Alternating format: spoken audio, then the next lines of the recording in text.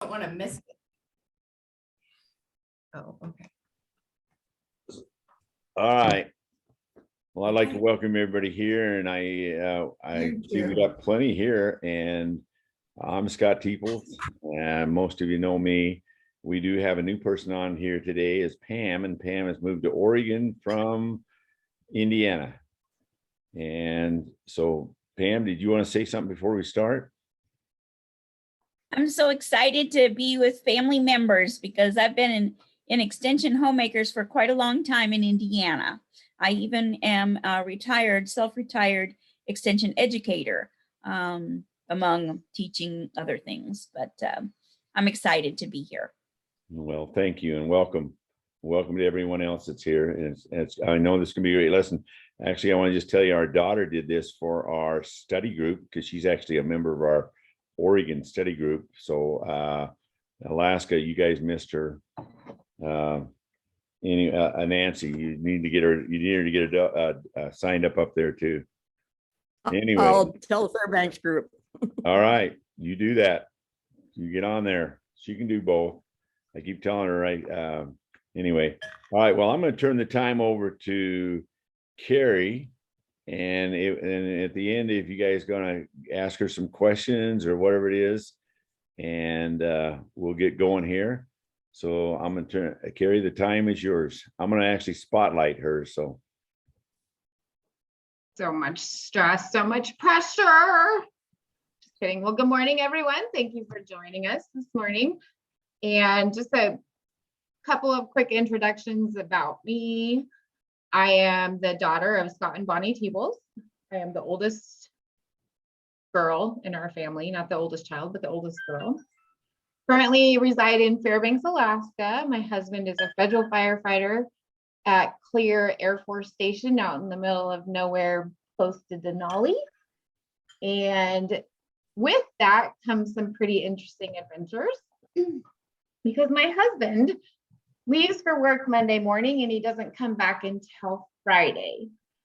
And so when he's home, we really enjoy spending time together, cooking and trying new recipes and watching Food Network and occasionally going out to different restaurants here in Fairbanks. Well, Fairbanks is not a big town and we don't have a lot of different restaurants. We are the Thai restaurant capital of the world. We have more Thai restaurants per capita than anywhere. So we really enjoy food. There's no doubt about it. We love really good food. And the presentation that I'm going to do today is something that I just fell in love with, something that our family fell in love with, even our picky teenager. And so I thought I would share kind of our adventures and how this love of flatbread kind of came about. So I'm going to go ahead and share my screen and make sure that I'm doing this correctly. All right. Can everyone see my screen? Hopefully. Yes. Okay. I'm going to go with yes. yes, we can see it. Okay. All right. So today I just have a pretty brief presentation on different flatbreads from around the world, but focusing on my favorite flatbread, which is called Naan. So how flat is your bread? We're going to talk just about different ones, different cultures, different ways to use the bread. We're going to talk about Naan history and how there's really not one best way, one best recipe, but a lot of the recipes are extremely similar. So here's what happened. We have kind of a food truck culture here in Fairbanks, believe it or not. Now, 6 months out of the year, we don't really have food trucks, but when breakup happens, and breakup in Alaska is where we don't really have spring, we have breakup, which is everything melts really quickly, the rivers start to break up, your lawn starts to flood, and then everything goes into green up mode, and then it's summer. That's what happens in Alaska. Well, there is a gentleman, his name is Tariq, and he started a food truck here in Fairbanks about 5 years ago. Nope, 6 years ago. And my husband and I love to try new food. We love to try different things. And so we went and tried his food truck. And I have to tell you, he has Pakistani, amazing flavored food, something that is not really prevalent here in Fairbanks. So Fairbanks loves to spice it up. And let me just tell you, when it's the name Spice It Up, you may think that, oh, spicy food, but it's not. It's spices like turmeric and cinnamon and coriander, just beautiful spices. Well, I want to share a little bit about this gentleman and a little bit about his restaurant and what he did. And rather than me creating a video, somebody did it for us. So we're going to watch a quick little video about this restaurant.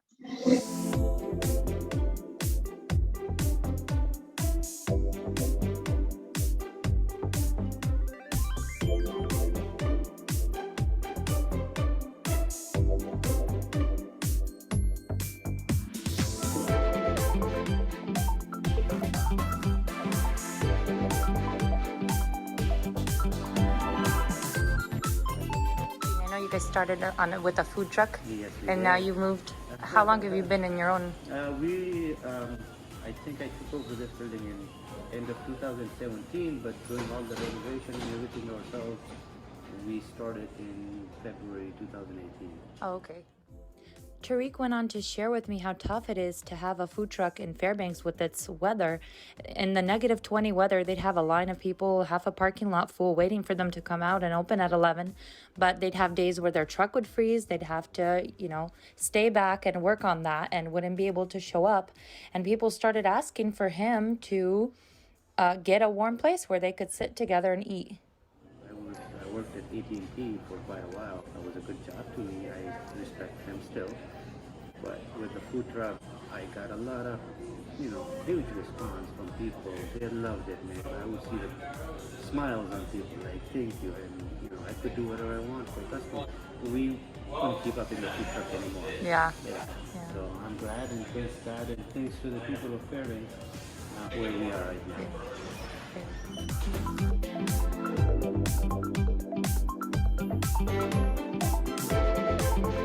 What's a super popular dish that people Right now, like to it's try? butter chicken. People, I can't even take it off the menu. That's what we were like, ooh, what is this? Yeah.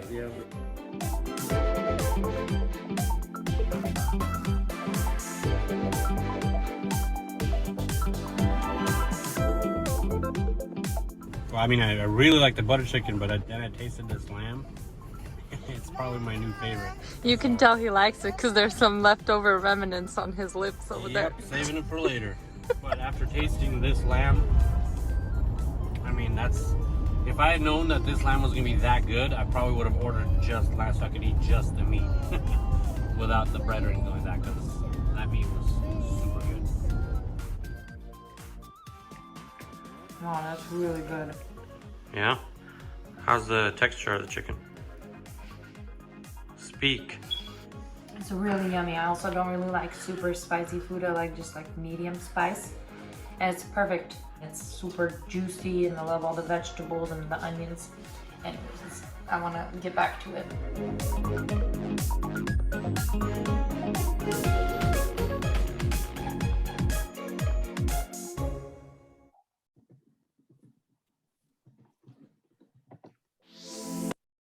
Okay, so here's what happened. We started visiting Tariq's food truck and then he opened up his restaurant. And one of the things that we absolutely loved was his Naanbread. And as much as I would love to go eat at Tariq's restaurant every day of my life, that's just not fiscally okay with our budget. So I set out at home to find out how could I replicate his Naanbread here at home. And during my research, I discovered that there are so many different cultures around the world that have some type of flatbread that they use either as a utensil or as a vessel, or just as some way to help to satisfy the belly. So all around the world, there's different types of flatbread, from ciabatta, freccia, fry bread, lavish, matzah, pita bread, roti, tortillas, naan, and that's not even all of them. So just to kind of focus a little bit on each one of these. So chapati, it's a wheat flatbread native to South Asia and different parts of Africa. This term is often interchanged with roti, another flatbread from the region. So some of the ways that they use this is they wrap it around meat and vegetables, or they dip it into curry and use it like a utensil. So here's just a quick picture. And I did reference in the PowerPoint all of these pictures, and each one of them actually have a recipe if you ever wanted to try them. So here's a picture of chapati and what it looks like. And you're going to see throughout this presentation, there's kind of this common theme with these different flatbreads. So for kosher, I think this is probably one of the most common ones that we've probably heard of. And it's from Italy, originated from Italy. And it's the beautiful thing about focaccia is you can do so many different things with it. You can do it olive oil, herbs, cheese, meat, fruits, just a million different varieties. And I don't know if you guys have ever seen, there's a couple of groups on Facebook that focus just specifically on focaccia and different creations. So it's a little bit thicker, mostly. And one of the common ones, and one of probably my favorites, is this one, where it has olive oil, some sea salt, and some rosemary. Absolutely delicious. And once again, the recipe for this particular focaccia is posted on the PowerPoint. Fry bread is probably another one that you may have heard of. This is another one of my favorites. And we actually have a food truck here in Fairbanks that does fry bread tacos, which is fantastic. It's a relatively new tradition. And this is where you use the same type of leaven type bread, but it's actually fried and then smothered with honey, or sometimes it's more of a savory and used like in a taco type setting. So this is the more sweet one. Doesn't that look delicious? Lavish is another type of flatbread, but this one's unleavened. And this is one that is actually brittle and used as a dip, or sometimes as a flatbread for other fillings, and sometimes used to kind of sop up all that yumminess that's left in your bowl. Again, here's the recipe, and we're starting to see this common theme. They all kind of look alike. Whoops, I went too fast. They all kind of look alike, where they have the flour and then you have those golden brown, just delicious little bubbles that have popped. Matzah, again, is another unleavened flatbread. And this one you probably have also heard of. It's made with flour and water, made into a dough, and then it's used in a million different ways. One of my favorites is in a cracker type form. I love this because then I can just kind of sop everything up. Absolutely delicious. Pita is probably the one outside of tortillas that you've probably heard of the most in the United States.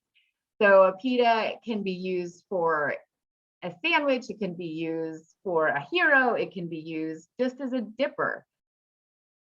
Again, we're seeing that same theme. And here's a recipe with the easiest homemade pita bread. And I promise it is not difficult, and I know you can do it. Roti, another flatbread from South Asia, again, kind of linked back to chapati. They're kind of used interchangeably. Items like coconut and green chilies are added sometimes into the dough to give you an additional flavor. And we're going to talk a little bit more about that at the end of the presentation. So again, pictures, recipe, you can do it. You can do it. Tortilla, probably the most common in most United States households. You probably have some in your fridge right now. We often have corn tortillas, flour tortillas, and we use them for everything. At least in our house we do. We use them for tacos, we use them for quesadillas, we use them for enchiladas. It's definitely a vessel that is used quite frequently in our house. And again, looks familiar. And there's a great recipe that you can use. So now we get to my favorite. And I think, at least for me and my family, before we visited Tariq's restaurant, I had no idea what a Naanbread was. I thought maybe I knew, but until I tasted it and the pillowy, soft, just absolutely fantastic texture of this bread, I had no idea. But now I set out on a mission. How could I make this same beautiful thing at home? But I didn't have what's called a tandoor oven. I didn't have a big oven just plopped in my kitchen where I could cook this naan bread. So I set out to find a way that I could cook this same beautiful bread in my own home. So a little bit about naan, and history is always so funny when it comes to food. Food history is, there's a lot of fighting and bickering sometimes that goes on and where things actually started. It's believed that naan dates back to ancient times, and it actually was a bread for the royal families. And that tradition remained a delicacy for about 2 centuries. Eventually, however, it became a food staple to every class. Now we fast forward to the early 1800s, and William Tuke brought the recipe and the tradition of naan bread to the Western world. It's absolutely one of the most used flatbreads around the world.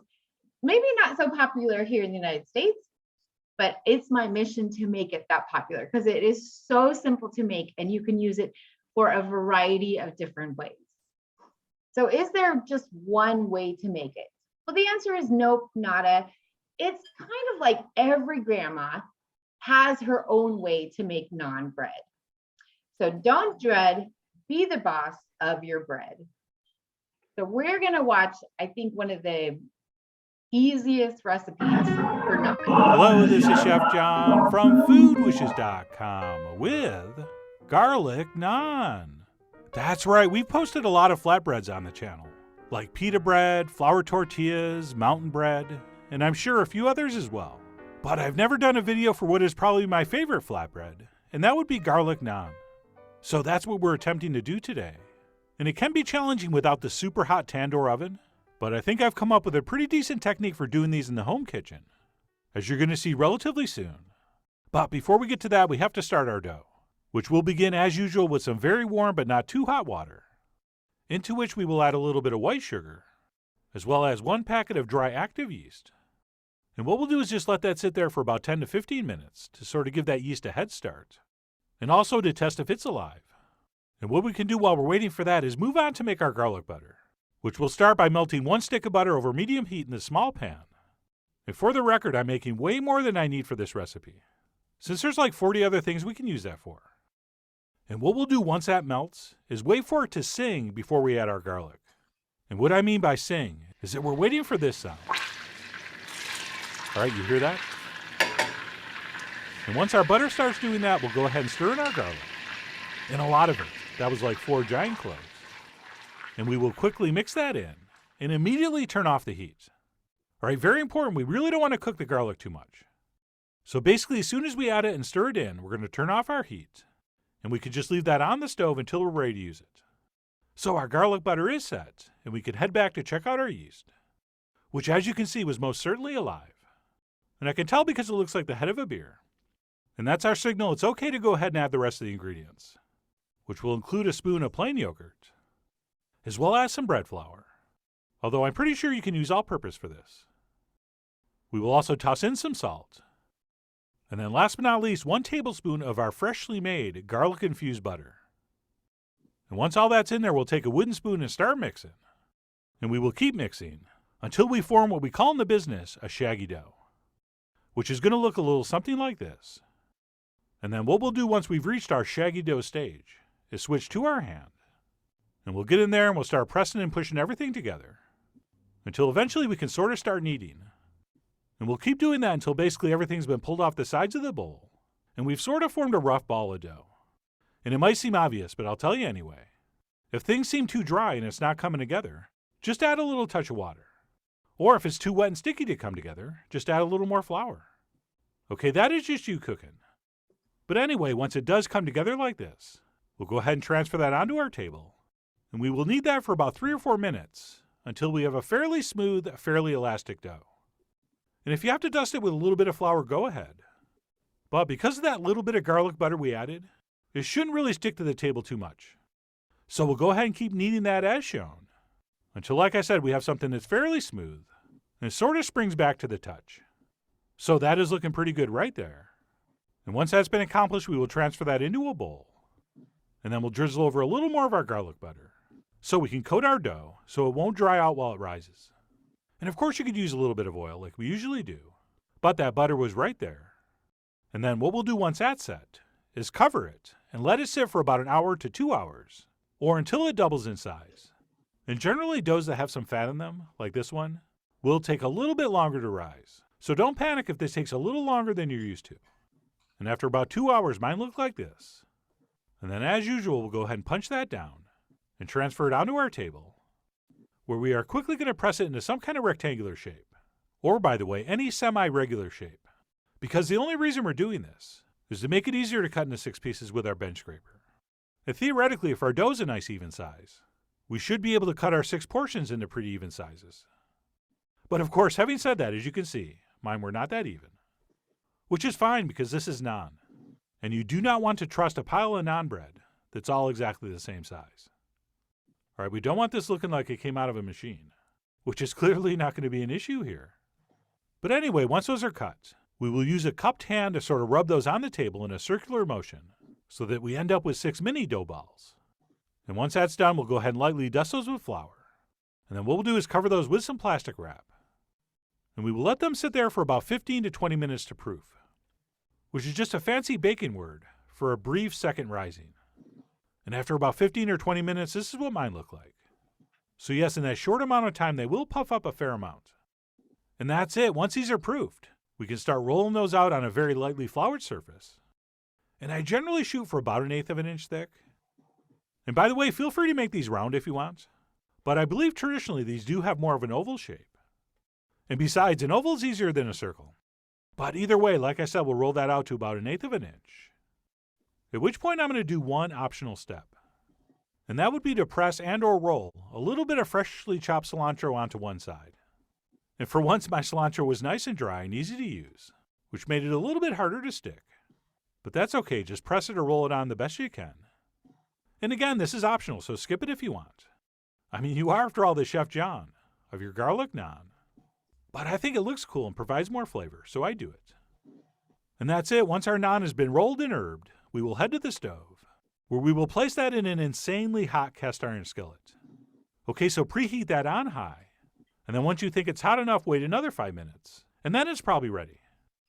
And you'll see as soon as you put that in, bubbles are going to start forming on the surface. Okay, probably lots of little ones. And then a few random big ones. And those bubbles are kind of key. Because what's going to happen after a couple minutes is we're going to flip this. And we'll give it a gentle pressing with our spatula. And ideally, when we flip this back over, wherever those larger bubbles were, there's going to be a perfect char mark from the pan. So we will flip that over and give the second side a couple minutes. At which point, if everything's gone according to plan, we should have something that looks like this. And the whole key here is make sure the pan was smoking hot. And then what we'll do to finish this, as soon as we remove it from the pan, is go ahead and brush that on both sides with our warm garlic butter. Plus, if you want, you can spoon on some of that chopped garlic. And if you want, some people like to sprinkle over a little coarse salt here, so suit yourself. Oh, and by the way, if it looks like I'm putting too much garlic butter on this, I'm not. That's just a light playing tricks with your eyes. Plus, as this sits, most of that will soak in. Although I'm not going to give this one time to, since I'm going in for the official taste right now. And hopefully what we've achieved here is something that's kind of chewy but still tender, with a little bit of random crispiness here and there from those charred blisters. Plus, above and beyond the aforementioned amazing texture, we're talking about a substantial amount of buttery, garlicky goodness. So yes, maybe the world's best garlic bread is not actually garlic bread. It might be garlic naan. And of course, as you're finishing one of these, you really should be singing, na na na naan, na na na naan, hey, goodbye. But anyway, after I ate that one, I went ahead and did the rest. And like every flatbread, pancake, and crepe, the last couple you do will always be better than the first few, which is probably because the dough's rested longer, but also because your pan's probably getting hotter. Plus, you've had a few to practice on. And that's it. Once we've cooked them all and piled them up, maybe we'll finish with a little more cilantro. And that, my friends, is one handsome plate of garlic naan. And as amazing as that one I ate all by itself was, you put this next to some spicy curry, like, for example, this creamy cashew chicken curry that I'm probably going to show you very soon, and you're going to take this experience up to a whole other level, as in like off the charts delicious. I mean, if there's a better combination than a rich, creamy, aromatic chicken curry paired with a crispy, chewy, buttery garlic naan, I would really like to know what that is. But anyway, that's it. My take on a home version of garlic naan. There's only one appropriate way I can think to end this video. Na na na na. Actually, I'm not going to sing again. And I'll finish by simply saying I really do hope you give this a try soon. So head over to foodwishes.com for all the ingredient amounts and more info as usual. And as always, enjoy.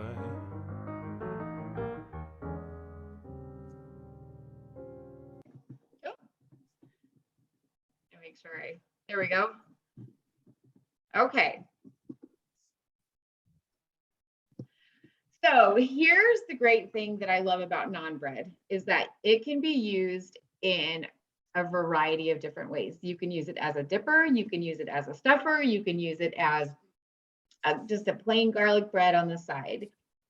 And for me, who is not the best at making French bread, this is a wonderful alternative.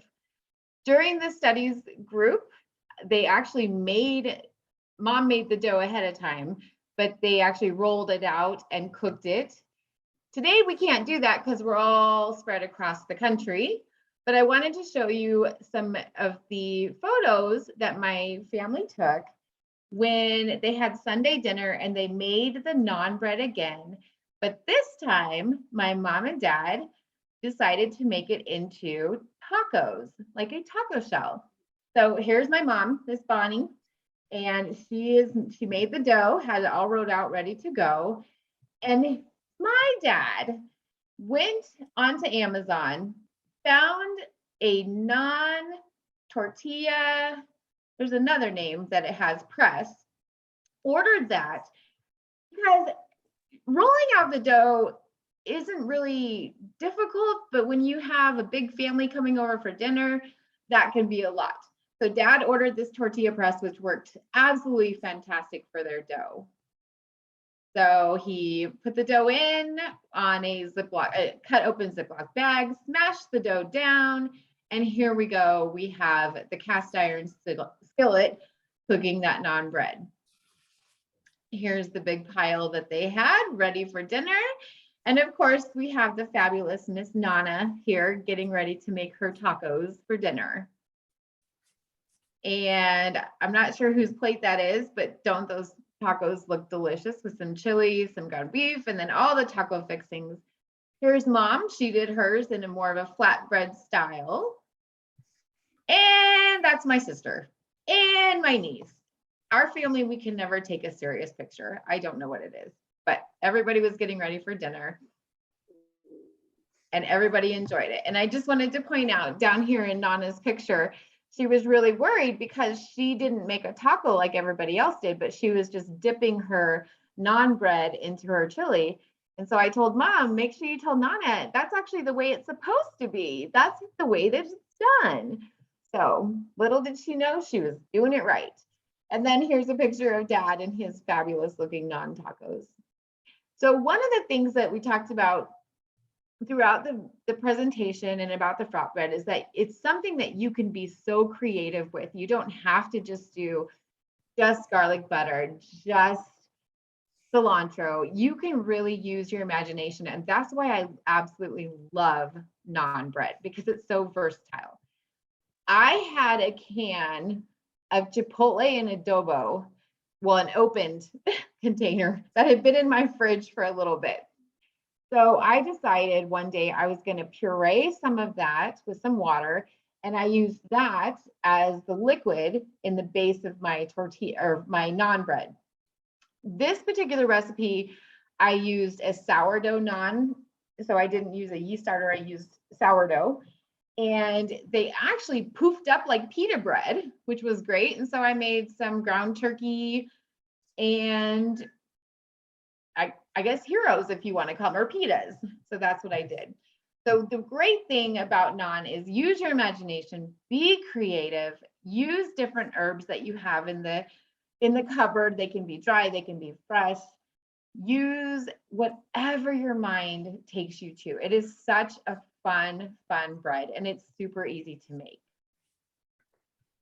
Okay, so that is my presentation. I'm going to stop sharing my screen real quick. There we go. Okay, hopefully, oh, everybody left. No, I'm just kidding. There we go.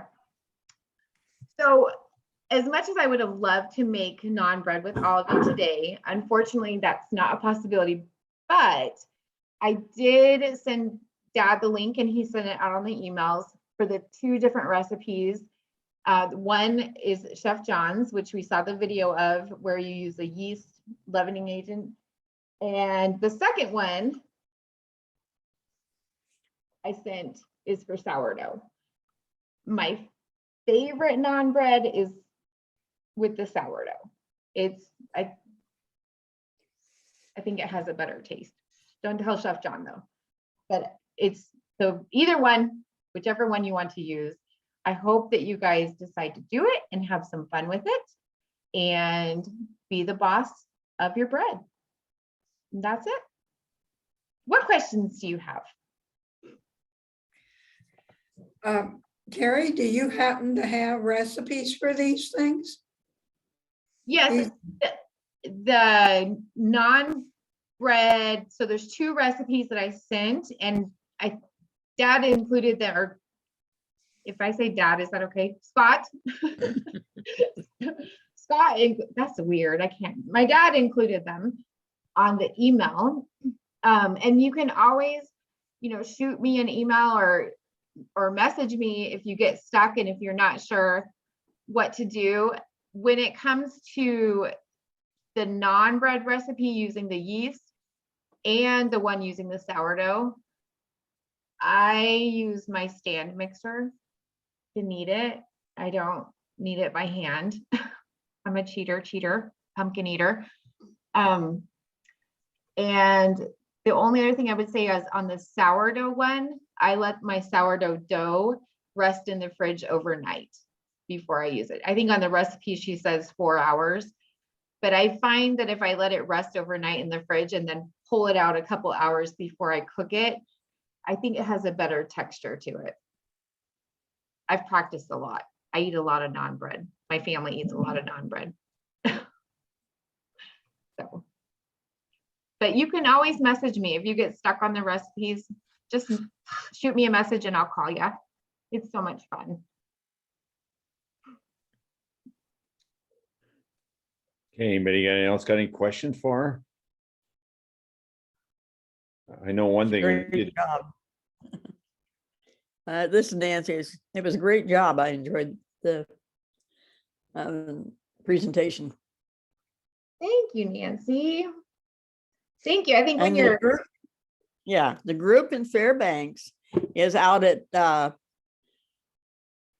North Pole. North Pole. Yeah. Is fun.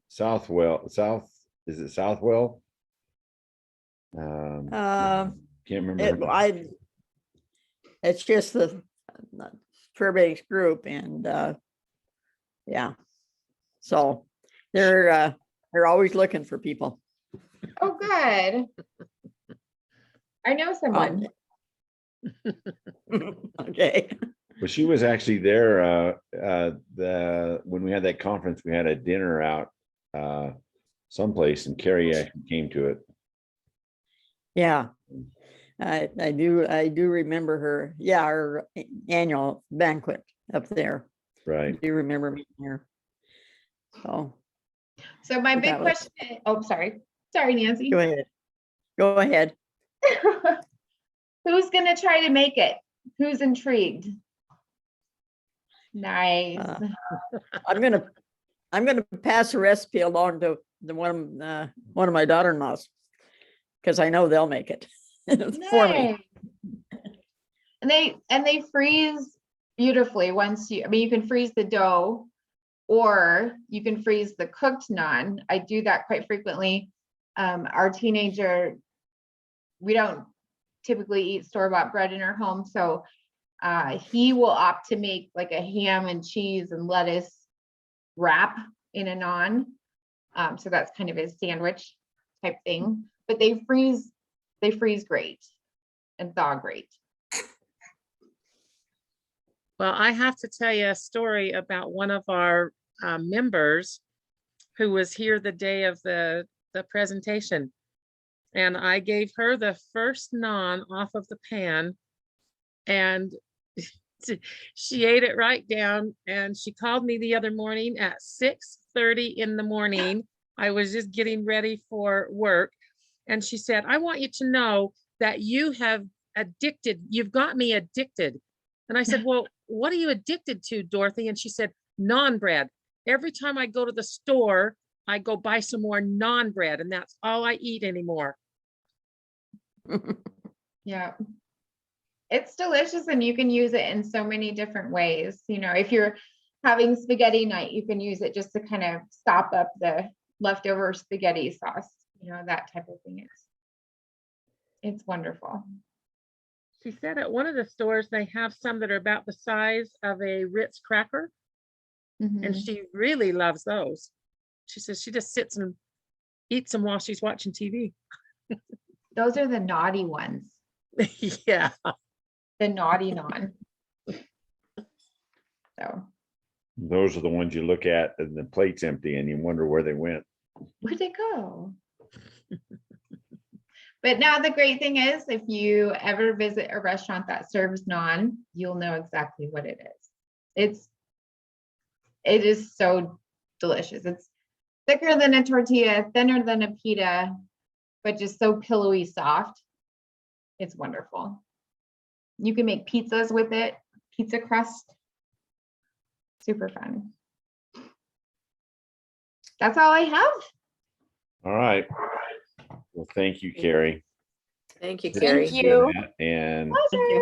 I appreciate everybody being here. I know as the weather gets better, it gets a little harder to stay inside and watch the presentations. Bonnie and I are actually leaving next week, and we're going to run off and go camping for a week. Then we're coming home for a week, and then we're leaving for 12 days. So anyway, we're going to try to get some things done here. So anyway, appreciate everybody being here, and thank you very much. Thank you. Thank you, Carrie. Oh, pleasure.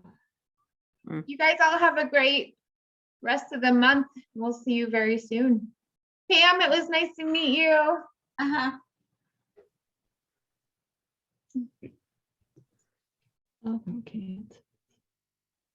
Oh.